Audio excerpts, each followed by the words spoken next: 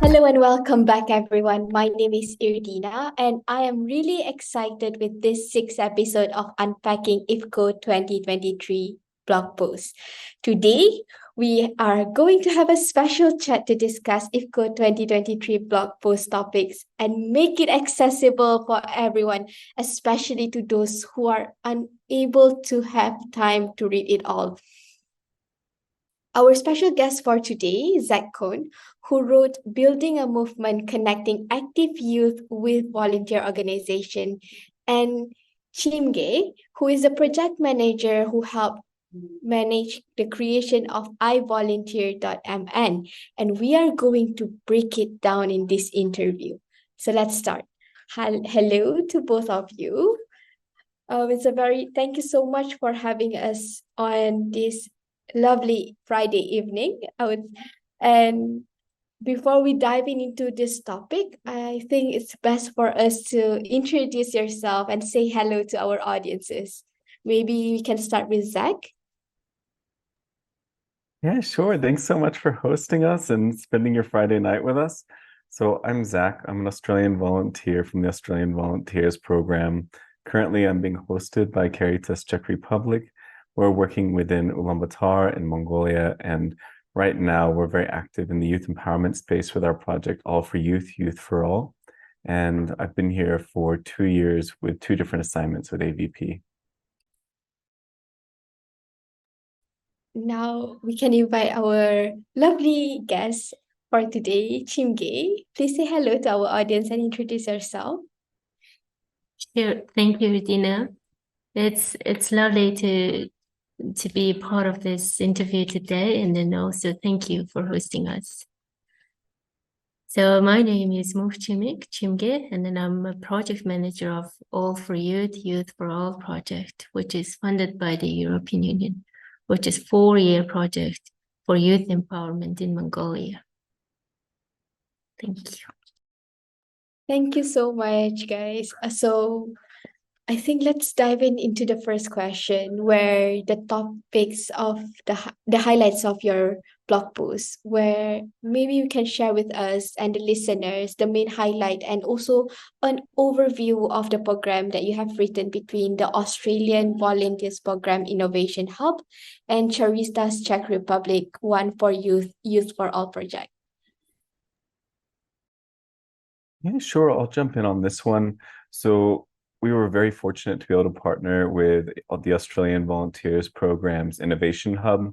So our partnership's been active for almost 1.5 years now, and we've just started a new phase of our partnership, unlocking new potential for our ability to support CSOs and community organizations and their ability to host volunteers and to inspire young people to get involved in their organization.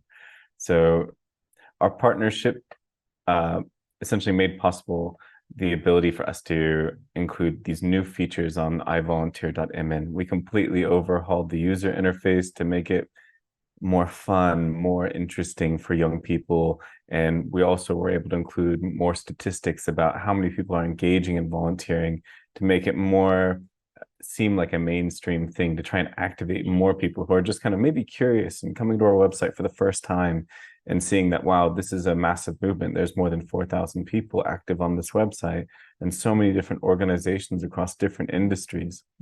And also the Innovation Hub's been able to share their knowledge with us from a wide variety of different country contexts. So they're active in many different countries. And so they're able to share volunteer initiatives that maybe might be under the radar, may not be so well known about. So they have different strategies that they share with us. They also give us access to cutting edge knowledge. They're doing first of its kind research into the volunteer space in Mongolia with Mongolian partners.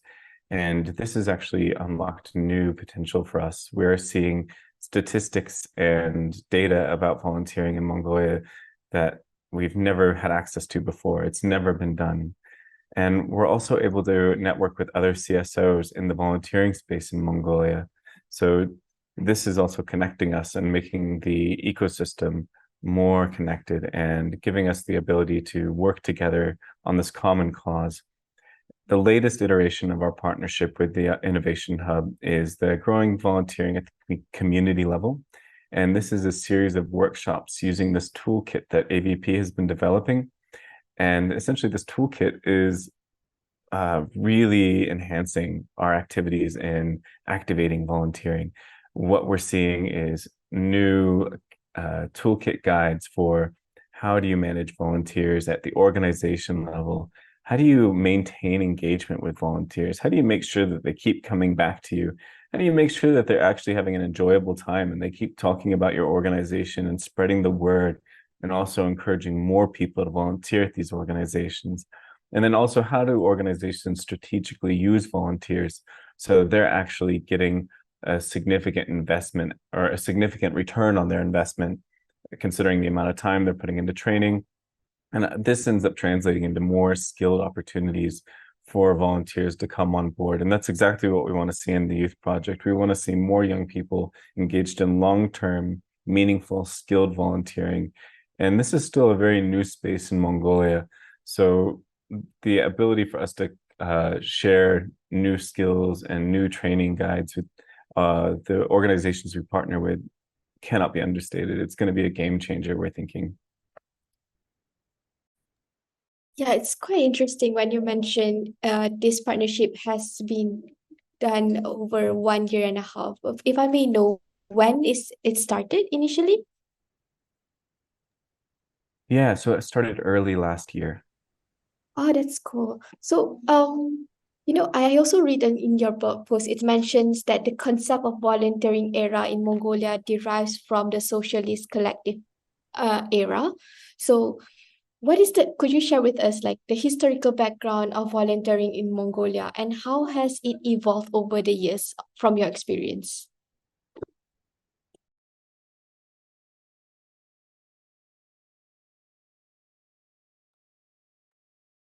Sure. So essentially, what we saw when Mongolia transitioned to democracy was that volunteering was a completely brand new concept. And really where it began was international volunteers like the Peace Corps coming right after democracy started in 1992 in Mongolia. So that was a huge kind of paradigm shift for Mongolians. It was not something that was really had a local context yet. And I remember talking to Chimge about this. She was saying that they all kind of looked at them like they're a little bit strange. Like, what are they doing here?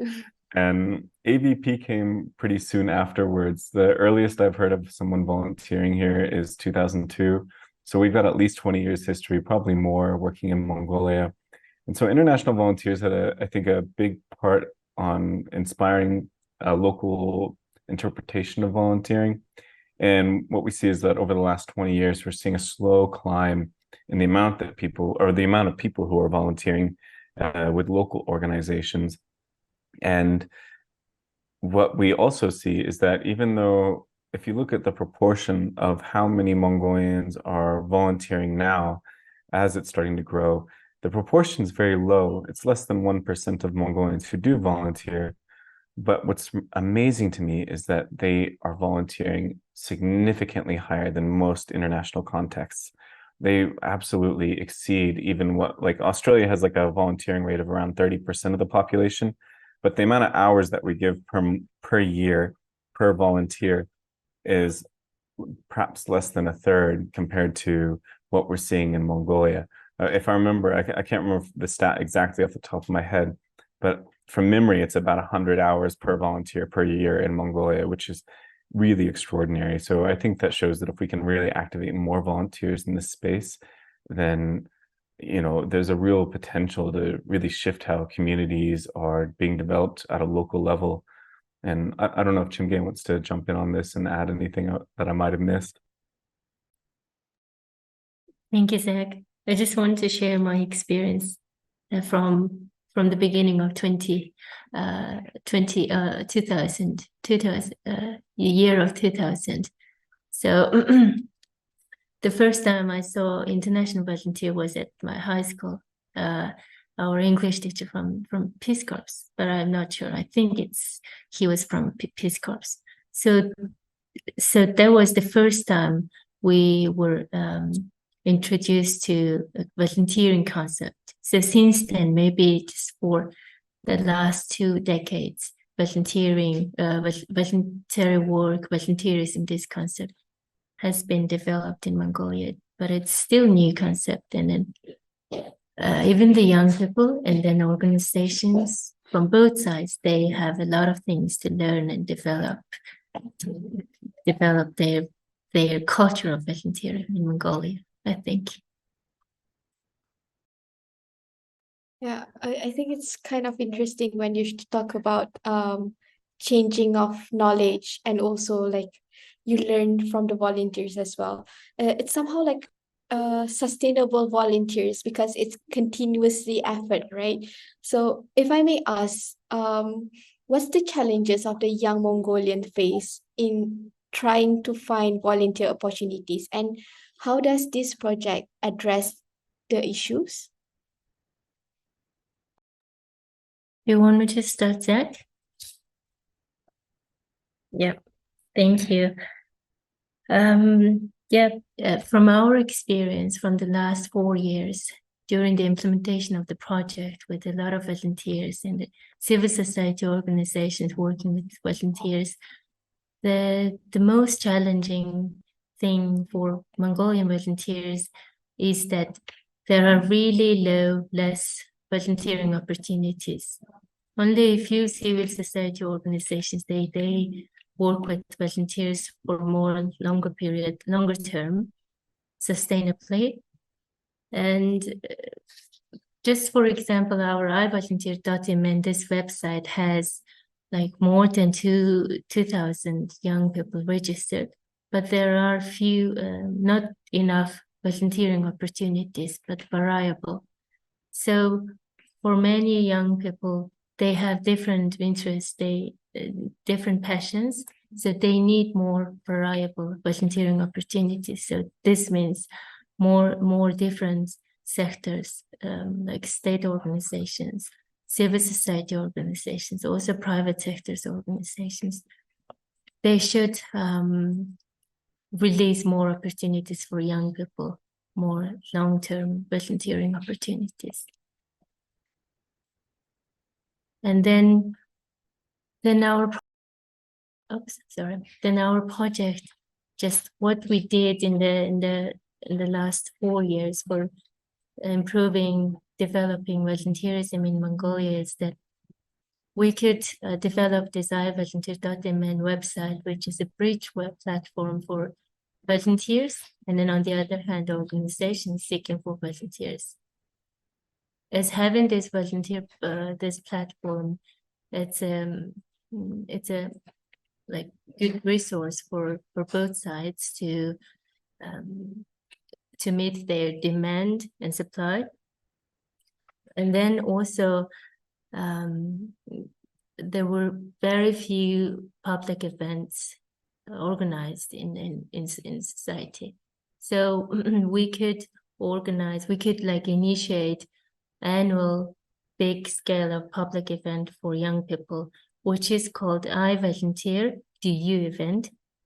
So every year, like more than 100 to 200 young people, and then also organizations, they gather together, and then they share their opinions, and then challenges, and then their achievements. And then it's like job fair, like job fair, volunteer fair kind of event that a lot of people can meet together and do the networking event. And also they can discuss those challenges, those pressing issues, and try to find out some solutions. So this kind of regular, constant public events were in need, and then we could initiate one public event there. And then also we worked on the policy recommendations on the policy level documents related to volunteerism. And then we submitted some recommendations to the government, the Ministry of Labor and Social Protection of Mongolia. And then we're still waiting for some improvement in the policy level. And then also those organizations they need internal policy documents to manage their work, like to manage their interactions with the volunteers, to have more sustainable volunteers, to operate their volunteer management more effectively. So mainly we could work on like all these aspects and then had some achievements. So I think Zach would have more things that I missed, I think. Yeah, I'll just quickly share an anecdote from our I Volunteer Do You event last year.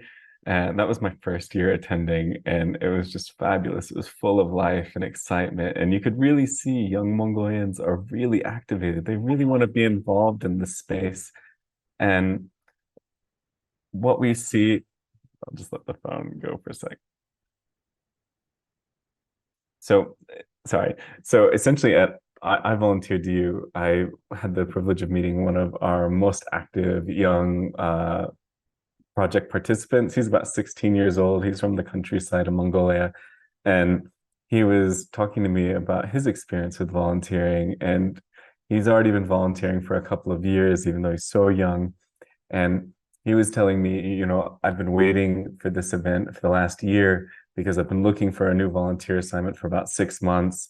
And this is really the only place I can get connected. And that was one of the big pieces that really showed us, like I Volunteer to You, or ivolunteer.mn is specifically addressing a local issue where there are many young people who want to contribute to their society. They're very proud of being Mongolian, and they just don't know how.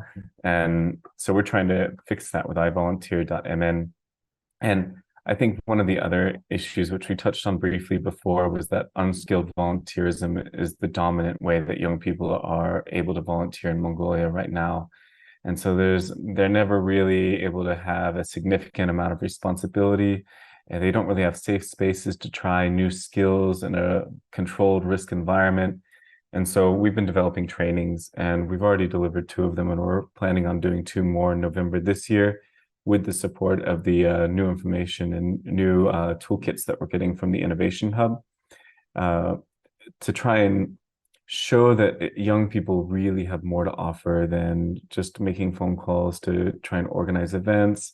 They can do more than just pick up trash alongside the river, which, if that's how you like volunteering, that's great. It really needs to be done. I've done activities like that before too. But if you're really trying to build skills, especially employment soft skills, which are what employers are saying young people are lacking and why they have trouble finding work in Mongolia, you really need an environment where you can volunteer your time and actually be able to practice these skills in a controlled risk setting where you can take a little bit of risk, but if you fail because this is a new fledgling skill for you, you know, the whole ship doesn't come crashing down. It's cool when you say like you have this I volunteer event day, and it's like a day where you facilitate the volunteers and gather them and bridging them between the volunteers and also the volunteer opportunities out there. If I may also ask, like, what uh from the previous employment soft skills trainings that you have been conducted, could you share with us what other trainings are and what's the target audiences? Yeah, of course. So last year, our training focused on working with several CSOs who had a little bit of experience with how hosting volunteers, but they still were giving us feedback that they weren't really sure they were using them effectively. They were having trouble recruiting the right volunteer, and they were having trouble keeping the volunteer engaged for more than 1 or 2 activities. So essentially, we developed a full day of training for them, and I presented for an hour there, essentially talking about different ways that you can use a volunteer in a skilled way. So going over like mentorship kind of opportunities and using their social media skills to really boost your presence online, and also talking about how you go through the recruitment process, what you should be looking for, what kind of agreements should be signed between the organization and the volunteer. And what I thought was really powerful was talking to the organizations about asking the volunteer, what do you want to get out of the experience? What skills are you looking to build? What experience are you expecting out of this engagement with us? And so ensuring that this volunteer engagement is actually a two-way avenue where the organization is benefiting from their work and the volunteer is feeling like their work is recognized and is meaningfully contributing to their community. And the trainings that we're working on developing this year, one of them is building on our previous session last year, working with organizations about volunteer management, recruitment, strategic use, building on that, but then delivering it to a new set of CSOs because we got really positive feedback about that and there weren't enough spots available that got booked out pretty quickly. So we're going to deliver that training again. And then the new training that we're developing for November is actually geared towards volunteers because organizations are coming to Caritas and saying, you know, we really want to hire volunteers, but we're just not finding that volunteers really, the candidates who are applying don't really have the skills. They're missing a few elements. They may not really be used to volunteering regularly. Perhaps they've been used to these single day events like the river cleanups. And so this is a kind of new format. And so we're going to run a training session just for young people who are interested in volunteering, talking about what they should be expecting out of a long-term or medium-term volunteer engagement, what kind of skills they should be prepared to develop and deliver, like accountability, volunteers showing up on time, volunteers notifying staff if there's an issue with them coming on a specific day. These are things that we've noticed organizations raising as issues. So we want to address those things and talk about what the expectations are for you as a volunteer and what skills you can be developing while you're preparing to become a volunteer. Yeah, this is interesting because communication, continuous communication is also required when you're volunteering, right? So, moving on to the next question is, how can you see this partnership being replicated or contribute to the growth of volunteering initiative worldwide?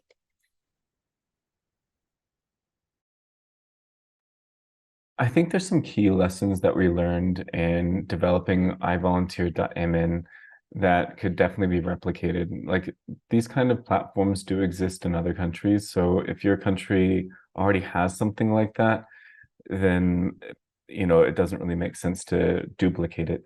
So instead, if your country is missing something that bridges organizations and volunteers, then I think it's a really useful tool. But I think it would also be worth considering if this is the most appropriate bridge for your specific context. Like we found that young people and Mongolians in general are very engaged with the internet. They're used to connecting over the internet because there's a massive amount of space between each city within, or not really city, but each settlement within Mongolia. There's a vast amount of distance. So Mongolians are very comfortable with using websites. So I would say, if that fits your context, like if a website makes sense and the target audience of your project are used to using the internet, then I think something like ivolunteer.mn is a really useful tool. I think the other thing that was really useful for our project that would be able to be replicated in other nations would be our partnership with what would essentially be like a union or a collective of community organizations. That's one of our implementing partners, Mongolian Youth Council. Because we have this connection with Mongolian Youth Council, it was very easy for us to hear feedback from community organizations about what issues they're having, what needs they have, and essentially try and develop something that meets those needs and meets them where they are. And that having that on the ground knowledge was critical because we didn't have access to the Innovation Hub's research right away. That was something that they were doing. They were essentially having a partnership with two different organizations in Mongolia last year. And so for most of last year, we didn't have that research because it was still being conducted. So in this research vacuum, having a direct connection with a group like Mongolian Youth Council or any kind of association that brings community organizations together, that really just like that gave us so much information that we couldn't have gotten any other way, or it would have taken a lot of time going organization to organization, asking them what they need. And I think the other thing would be understanding that if you are working in an innovative space, that there's an element of risk that's just inherent when you are working on the cutting edge. You're, by the very nature of doing something innovative, you're doing something that's untested. It's pushing boundaries.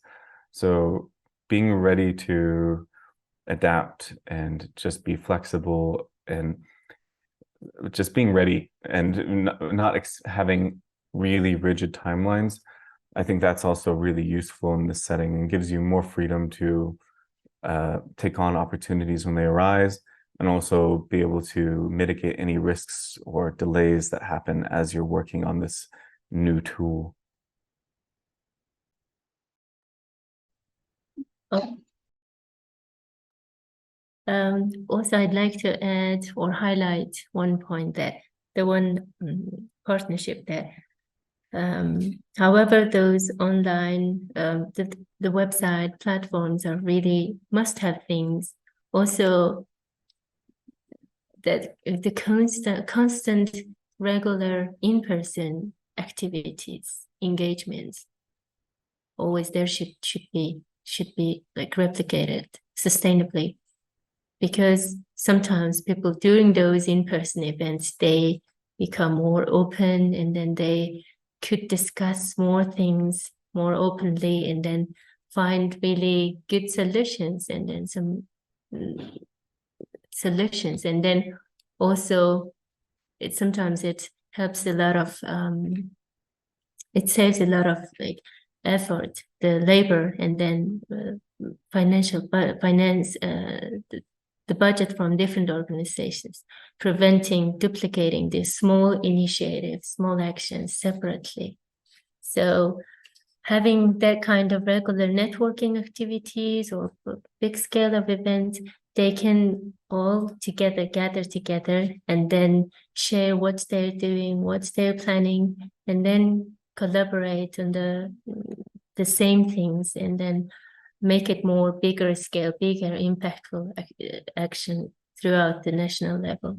So I would say that kind of events are really also something that should be organized more often. It's interesting. I think I gain a lot of key takeaways from your explanation just now. I think the point is continuous networking among the partners, as well as leveraging on the technology usage, knowing that your target audience are youth, right? So, my next question is like, what's the future plans and development are expected for ivolunteer.mn, and how will they enhance the volunteer ecosystem in Mongolia? Because just now Zach mentioned you guys are in the second phase of the implementation. Maybe you can walk us through the future plans.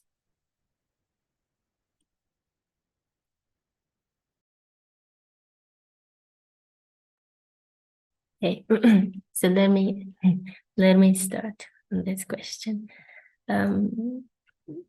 Looks, if we really want and then need to increase the number of opportunities on the website from really different sectors, organizations. And then the more young people can find the right opportunity for them, which they can path their passion, and then they can volunteer for long term. Otherwise, if there are very few opportunities, it ends like after one or two activity or event, they just stop doing it, and then again the new people come. So more different options of opportunities would help more skilled long-term volunteers engaging in the community development. So the future plans and developments would be more variable volunteer opportunities. And then also the website should be more visible at national level. So to do that, we think that we need to connect the related the websites or related those online the platforms, and then doing more streamline between the related applications or websites, those online devices. So yeah, we're thinking of those two improvements in the future. Zach, would you like to add more ideas and more plan? Cool. So one of those partnerships that Chimge was mentioning is there is essentially one website that's dominant in the space for connecting people looking for work and employers. And we think this would be an ideal partner. So we're trying to figure out how we can work together with this other website and hopefully encourage them to promote our website or promote, at least publish a link to our volunteer platform on their job seeking platform. Considering that there's links between employment and volunteering, we think this could be a mutually beneficial relationship. So that's something that we're currently working on. And the next thing that we're trying to do is we're understanding that not all community organizations have access to the training that we're delivering. And there's definitely community organizations across Mongolia who may have never heard of our project before. We have 4 target areas that are outside of Ulaanbaatar, but there's 21 provinces. So there's definitely a lot of space for growth, we think. So considering the concerns and questions that we've had from community organizations, we're working on developing manuals, policy templates, and guidelines that we can then upload onto the platform. And then people who could be literally days away by bus can just access this where they are without leaving their community, and then have the resources they need to actually start practically engaging volunteers in their communities. May I add a few more things? Yeah, sure. Feel free. The current situation in Mongolia is there are the majority of the organizations offering volunteering opportunities is civil society organizations, as I mentioned earlier. So, so once Zach told me that he used to volunteer at the zoo, Australian zoo, one of the zoos, right? And then I've never, like in Mongolia, it's the state organizations and then private sectors. They are not really in this volunteer sector. They are not familiar with volunteering. Some private organizations, they hire some volunteers just for their benefits, just to do for their bigger scale event, but which is just for business, for their income, their benefit, not for community development, social improvement. And then they use volunteer labor to do all those the physical labor things. And then in return, those volunteers couldn't learn a lot of things, couldn't earn a lot of the necessary skills and experience, which is sad for volunteers.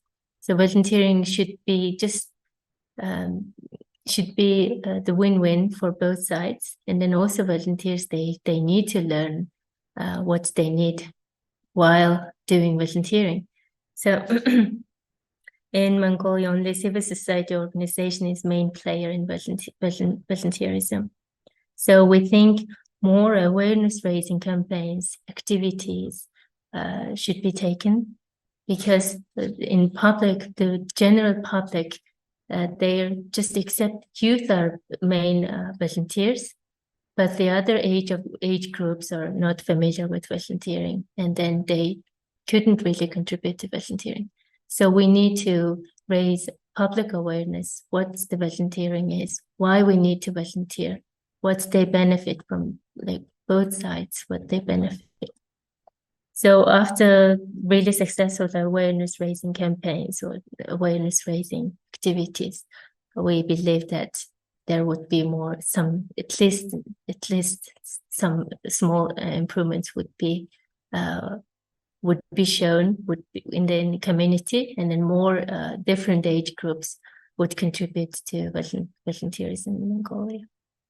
And then also the organizations, they can't just welcome volunteers without any policy guidelines, the internal standard procedure. They need to learn to host welcome volunteers and then to keep them active, engaging. So more capacity building activities also are in demand, we see. It's interesting where you guys mentioned about manual and policy of protecting the rights of volunteers, because we don't want this volunteer who actually spend their time in for the sake of community development, but then get exploited in the end, right? So it's also something that we want to protect them. And also you mentioned about how the awareness, I mean, it's a really, really good initiative, to be honest. I'm really impressed. Moving on to my next question, how might the successful strategies and lesson learned from this project be applied to promote volunteering in other regions or contexts?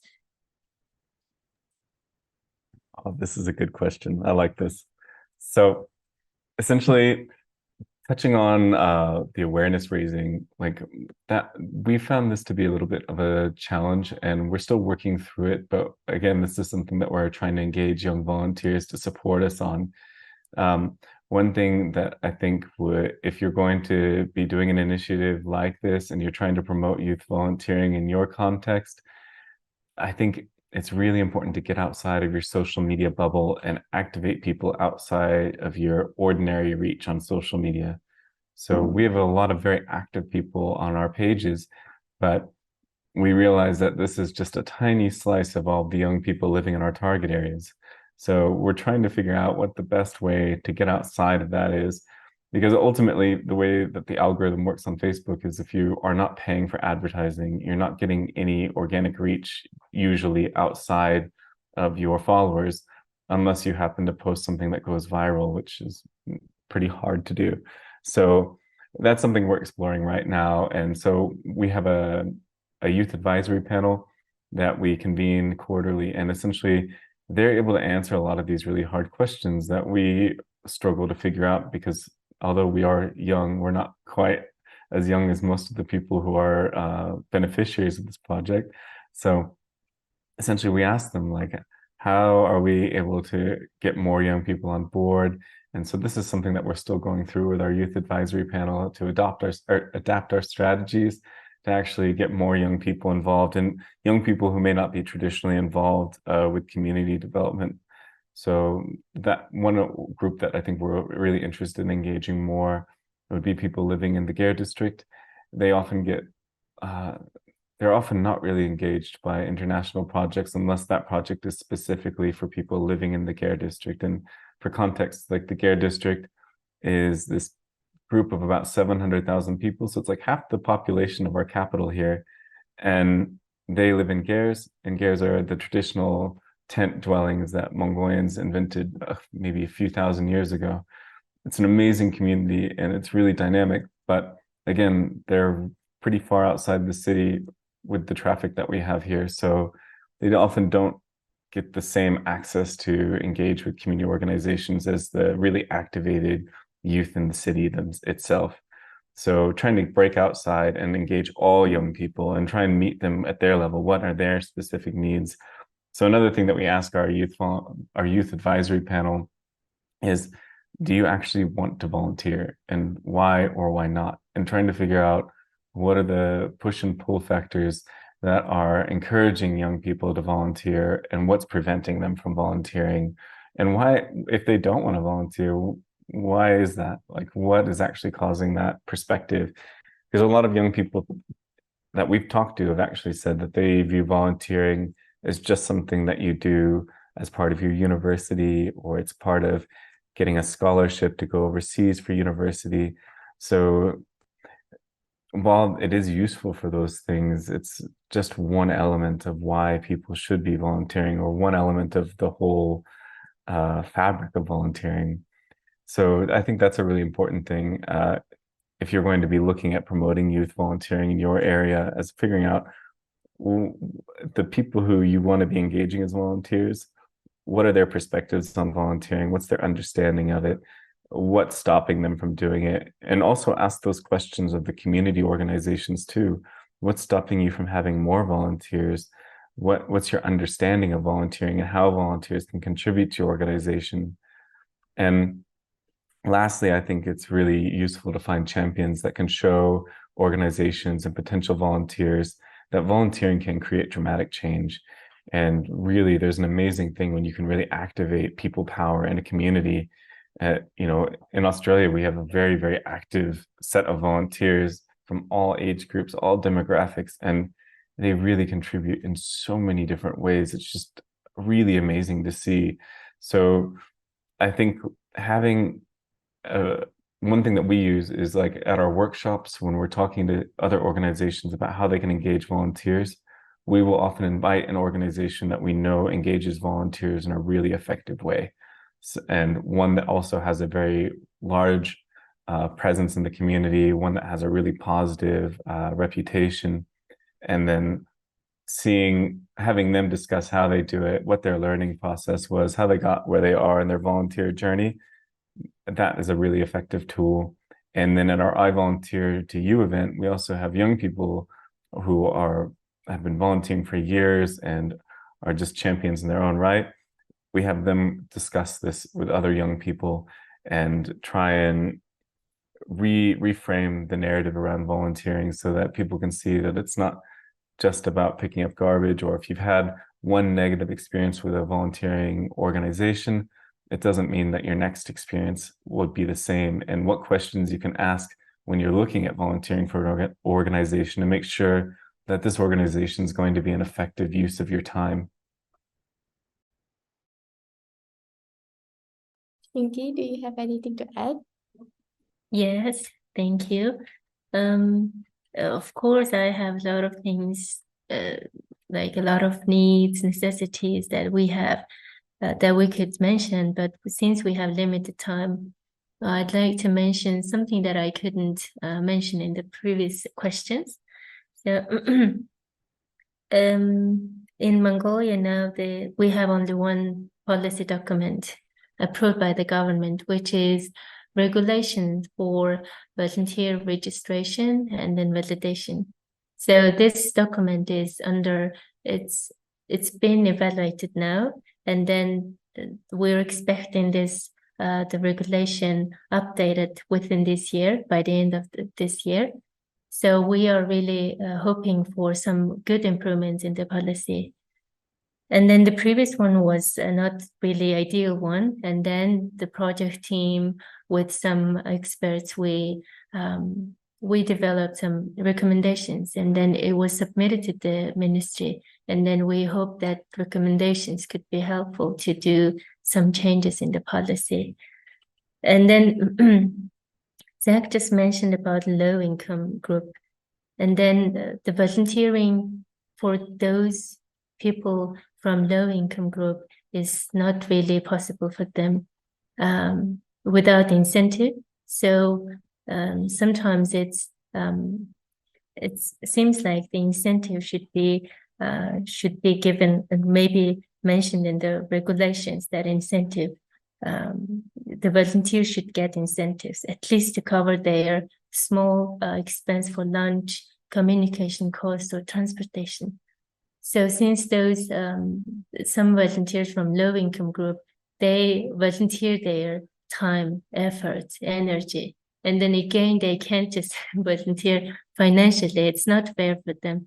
So some things mentioned should be regulated about incentives, at least in the policy document. So that kind of things could be regulated by national level strategy documents. So if the country is really paying attention on the volunteerism, its development, also the government should pay attention to the policy level documents, and then should develop really strong strategy document, more detailed regulations, not the too general thing, which everything are not so, still complicated and then not understandable. So that kind of document need to be developed, we observed. Yeah, I gained a few key takeaways from both of your explanations. Incentives for the volunteers, especially to cover up on the cost of their time and also their expenses.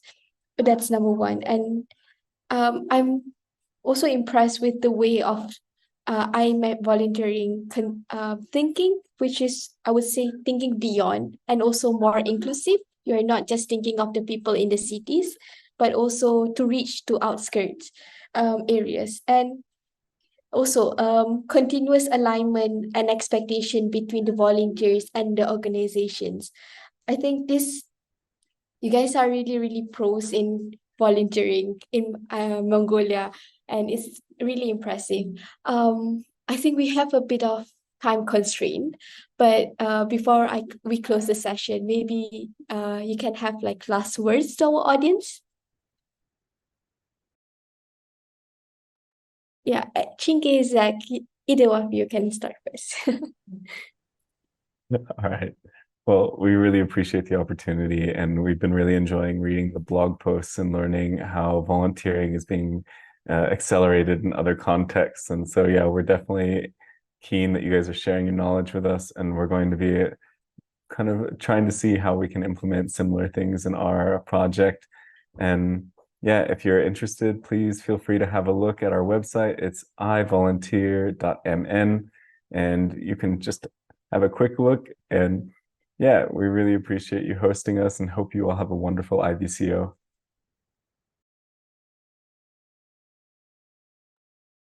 Thank you, Dina. And then also thank you for the audience who are taking their time to hear our the podcast and interview.